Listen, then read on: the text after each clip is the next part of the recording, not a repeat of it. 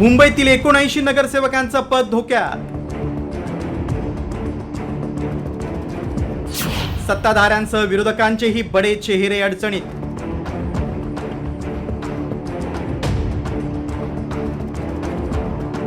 कुणाचे बोगस कागदपत्र तर कुणाचे गैरप्रकार।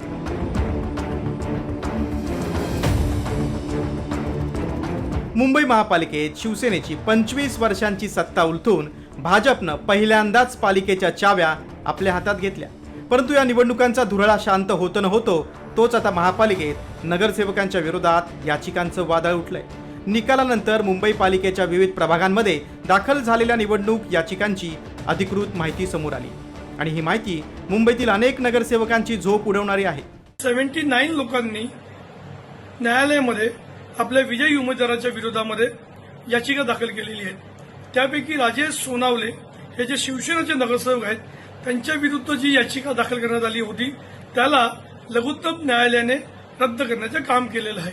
म्हणजे सध्या 78 जे नगरसेवक आहेत वेगवेगळ्या पक्षांचे त्यांच्या विरुद्ध निवडणूक याचिका दाखल करण्यात आलेल्या आहेत। या सर्व याचिका सध्या पेंडिंग आहेत आणि लवकरच त्यावरती निर्णय होण्याची शक्यता आहे। निवडणुकीतील पराभूत उमेदवार आणि सामाजिक कार्यकर्त्यांनी या विजयी नगरसेवकांचं टेन्शन चांगलंच वाढवलंय। या नगरसेवकांविरोधात याचिका दाखल करण्यामागची कारणं काय आहेत ते पाहूया। निवडणूक प्रक्रियेतील गैरप्रकार, मतमोजणीवरील गंभीर आक्षेप, फेर मतमोजणीची थेट मागणी, उमेदवारी अर्जांबाबत कायदेशीर वाद, निवडणूक नियमांचं उघडपणे उल्लंघन अशा विविध आरोपांमुळे निवडून आलेल्या नगरसेवकांच्या पदाला थेट ग्रहण लागले। विशेष म्हणजे सत्ताधारी आणि विरोधी पक्षांमधल्या बड्या चेहऱ्यांचा यात समावेश आहे। यामध्ये अनेक ज्येष्ठ नगरसेवकांचा समावेश आहे। मुंबईच्या इतिहासात इतक्या मोठ्या संख्येनं निवडणूक याचिका दाखल होण्याची ही पहिलीच वेळ असल्यानं राजकीय वर्तुळात आश्चर्य व्यक्त होते। आतापर्यंत केवळ एकाच याचिकेचा निकाल लागलाय, त्यामुळे उर्वरित याचिकांचा निकाल लवकरात लवकर लावण्याची मागणी होते।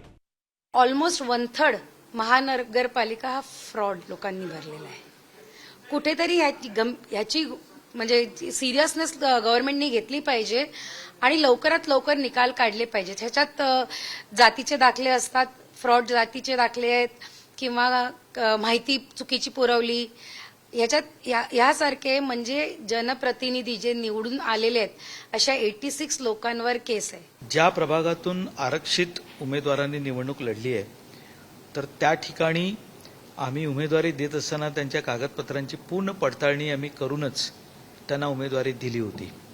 त्यांची कागदपत्र सादरही झालेली आहेत आणि मला अपेक्षा आहे की आमचे सर्व नगरसेवक या कागदपत्र पडताळणीमध्ये सुखरूप त्यातनं बाहेर पडतील। निवडणुकीनंतर एकाच वेळी 79 नगरसेवकांच्या वैधतेवर आक्षेप घेण्याची ही आजवरची सर्वात मोठी आणि दुर्मिळ घटना आहे।